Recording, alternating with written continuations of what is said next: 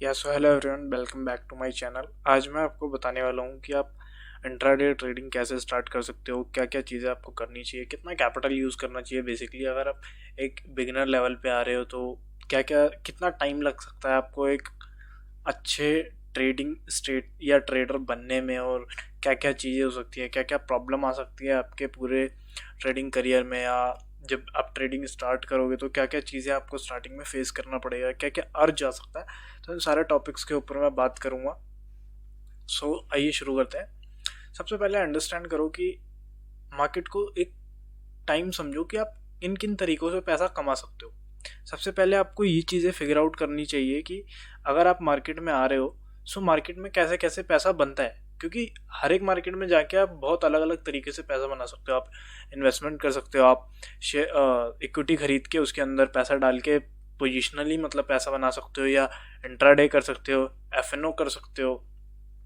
ऐसा कुछ कुछ करके अलग अलग तरह की चीज़ें करके आप पैसा बना सकते हो कि उस और सबका उसका जो रिस्क एपेटाइट है सबका अलग अलग है, तो सब अपने हिसाब से इस चीज़ को एडजस्ट करते हैं। कोई एफएनओ ट्रेड करना पसंद करता है, कोई एफएनओ के अंदर भी ऑप्शन बाइंग पसंद करता है, कोई ऑप्शन सेलिंग पसंद करता है, कोई किसी को नहीं पसंद आता ऑप्शन, वो ऑप्शंस के चक्कर में नहीं पड़ता, वो फ्यूचर के अंदर ट्रेड करता है, फ्यूचर बाय सेल करता है। So there are hundreds of variety to trade और hundreds of way to make money.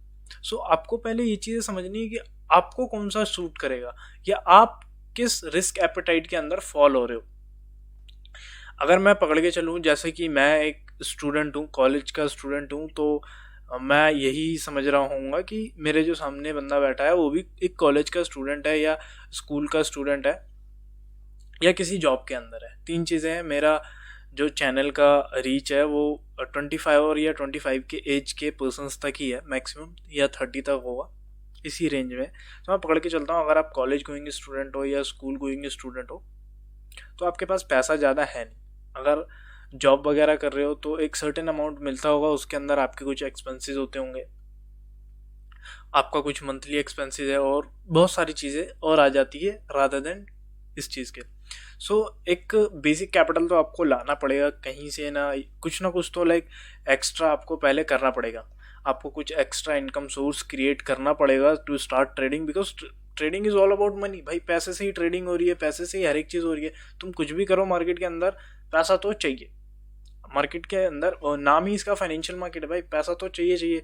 अब तुम कहीं से भी मार्केट में लाके इसको फंड करो, विदाउट मनी तो कुछ नहीं होने वाला। लेकिन आपको कुछ भी चीज़ें नहीं पता तो आप क्या कर सकते हो, बिल्कुल इनिशियली आप स्टार्ट करो just to understand the market. ये समझ के ये पैसा मत लाना कि मैं इस पैसे को डबल कर लूँगा, ट्रिपल कर लूँगा। एक ट्यूशन फीस की तरह लेके आना कि मुझे सीखना है मार्केट के ऊपर कुछ चीज़ें, तो उसके लिए मैं ये पैसा ले रहा हूँ। आप स्टार्ट कर सकते हो। स्टार्ट तो आप किसी भी कहीं से भी कर सकते हो, बट मेरा ऐसा मानना है एटलीस्ट आपको 5000 से स्टार्ट करना चाहिए टू एक्सप्लोर द थिंग्स। पहले आपको चीज़ें समझनी पड़ेगी कि कैसे क्या होता है।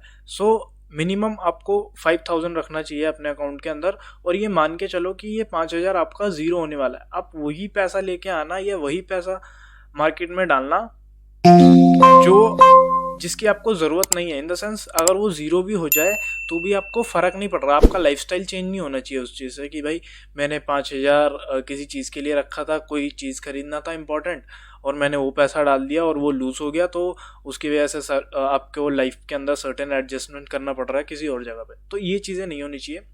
आप वो 5000 लेके आओ जिसकी आपको उतनी ज़्यादा ज़रूरत नहीं है। वो ज़ीरो भी हो जाए तो चलेगा, आप लर्निंग्स के ऊपर वो पैसा इन्वेस्ट कर रहे हो। आपको उन 5000 को 2 टुकड़ों में बांटना चाहिए। 2 टुकड़ों में उसको 2500 करके 2 टुकड़ों में बांटना चाहिए। अब 2 टुकड़ों में मैंने क्यों बोला, आपको सबसे पहले एफएनओ के अंदर हाथ नहीं डालना। अगर आप नए प्लेयर हो तो फ्यूचर एंड ऑप्शंस में आपको हाथ बिल्कुल नहीं डालना। आपको इक्विटी से स्टार्ट करना है। इक्विटी का मतलब होता है शेयर्स के अंदर से आपको स्टार्ट करना है, जो पर्टिकुलर कंपनी में ट्रेड हो रहा है। एफएनओ के अंदर बिल्कुल मत जाओ, क्योंकि एफएनओ में आपका हाथ जलेगा और आपको सीखने को भी कुछ नहीं मिलेगा। तो अगर आप प्रोसेस के साथ स्लो एंड स्टडी चलोगे मार्केट्स में, जब आपको चीज़ें समझ आ जाएगी, एक सर्टन चीज़ें आ गई, आपको कुछ कुछ चार्ट रीडिंग आ गया, कुछ कुछ स्ट्रैटेजी यूज़ करना आ गया, थोड़ा सा एक साइकोलॉजी बिल्डअप हो गया, उसके बाद आप आ सकते हो एफएनओ के अंदर। बट फर्स्टली आपको इक्विटी ट्रेड करना है। इक्विटी में भी आपको बहुत ज़्यादा क्वांटिटी यूज़ नहीं करनी है, बहुत ज़्यादा चीज़ें यूज़ नहीं करनी है। आपको इक्विटी के अंदर एक या दो क्वांटिटी से ही काम करना है, ज़्यादा क्वांटिटी लेने की ज़रूरत नहीं है। और इक्विटी के अंदर भी आपको एक सर्टेन स्टॉक्स को स्पेसिफाई करना है। लाइक आपने 10 स्टॉक्स को किसी को चुन लिया, टॉप 10 स्टॉक्स को चुन लिया, like HDFC, ICICI bank, Kotak, Reliance, और ऐसे 10 स्टॉक्स की जो निफ्टी 50 के अंदर है, उनमें से किसी 10 स्टॉक्स को जिनमें अच्छा खासा वॉल्यूम होता है उसको पकड़ लिया। उसके साथ आप ऑब्जर्वेशन स्टार्ट करो कि वो स्टॉक कैसे मोमेंटम करता है, उसको वॉच करना स्टार्ट करो पहले, और देखो कि आप उसमें क्या कर सकते हो। वो प्राइस पॉइंट के ऊपर अगर HDFC 1500 का है तो 1600 जा रहा है, तो वो किस प्राइस से कैसे निकल रहा है, या कहाँ उसका प्राइस अटक रहा है, कहीं कहाँ से सेलिंग आ रही है, कहाँ से बाइंग आ रही है। ये सारी चीज़ों को पहले ऑब्जर्व करो कुछ टाइम, एंड जो आपके पास 2500 है उससे आप इंट्राडे के अंदर आपको मार्जिन मिल जाएगा।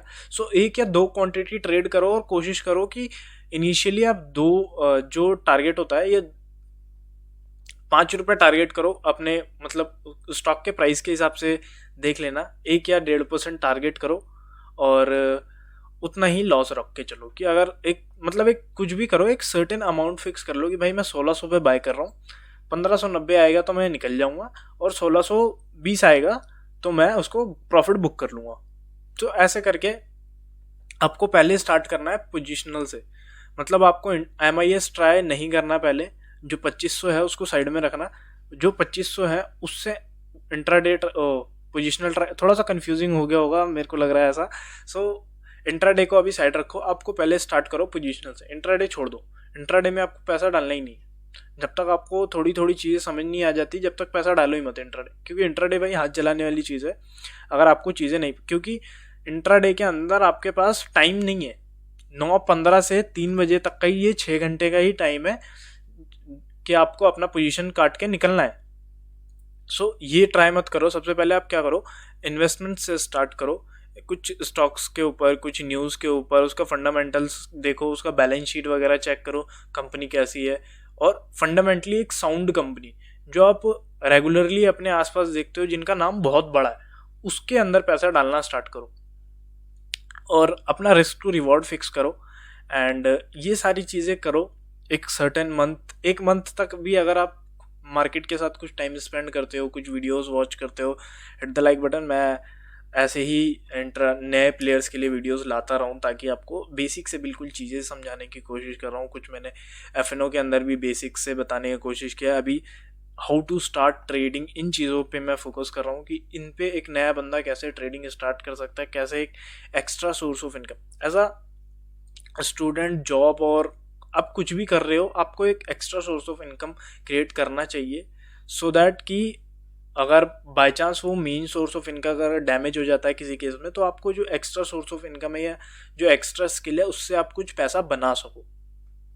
सो ये चीज़ें कर लिया आपने। अब ये इतना प्रोसेस आपको एटलीस्ट 1 से 2 मंथ तक फॉलो करना है कि कोई भी एक 10 स्टॉक ले लिए, 10 में से मुझे एक स्टॉक बहुत अच्छा लग रहा है, रिलायंस अच्छा लग रहा है, रिलायंस के ऊपर मैंने कुछ देखा, कुछ प्राइस देखा, प्राइस ऑब्जर्वेशन किया, एक प्राइस पॉइंट जैसे एक साइकोलॉजिकल एक राउंड नंबर के आसपास से पकड़ना है। मैं बता रहा हूँ, इसका मतलब आपको कुछ ज़्यादा चीज़ें देखने की ज़रूरत नहीं है।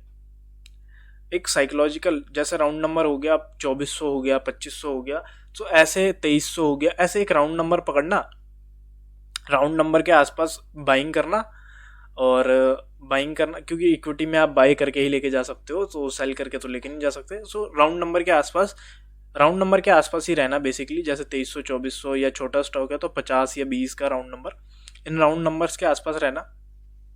जो भी राउंड नंबर के आसपास है उनको, जैसे अभी रिलायंस चल रहा है 2311, सो ऐसे मैं वेट करूँगा कि अगर ये 2300 आया और प्राइस फॉल होता जा रहा है तो फिर मैं इसमें हाथ नहीं डालूंगा। लेकिन अगर प्राइस 2300 के आसपास 1-2 घंटे या 3 घंटे इंट्राडे के अंदर रुक रहा है, तो मैं 2300 से 1 या 2 क्वांटिटी बाय करके, एजुकेशनल पर्पस के लिए 1 या 2 क्वांटिटी मैक्सिमम बाय करके रख लूँगा, और 2280 या 85, 80 से 90 के बीच में अपना एसएल डाल लूँगा और यही मैं 2350 का टारगेट रख लूँगा। मैं इतना सा काम मैं एक या इस सेटअप के ऊपर, थ्योरी पे मत जाओ, किसी भी चीज़ पे मत जाओ, मैं सिर्फ प्राइस पे फोकस करने कह रहा हूँ। आपको 2 ही चीज़ें करनी है, या तो 2280 का प्राइस आ जाए तो आपको 20 रुपये का अपना लॉस बुक करना है, या 2350 पे चला जाए तो आपका 50 रुपये का प्रॉफिट बुक करना है। बस आपको ये स्टेप करना है। कुछ सर्टेन ट्रेड करो, एटलीस्ट 8-10 ट्रेड करो इस सेटअप के ऊपर। सो मैं आने वाले टाइम में आपके इसके ऊपर वीडियोस बनाऊंगा कि आपको क्या चार्ट्स में क्या देख के ट्रेड करना है और कैसे आप स्टॉक्स निकाल सकते हो, कौन कौन से स्टॉक्स की एक वॉच लिस्ट दूंगा मैं आपको। सो इन सारी चीज़ों के लिए बट आने वाले टाइम में इन सब पे हम बात करेंगे। थैंक्स, इस वीडियो के लिए इतना ही। Thanks for watching.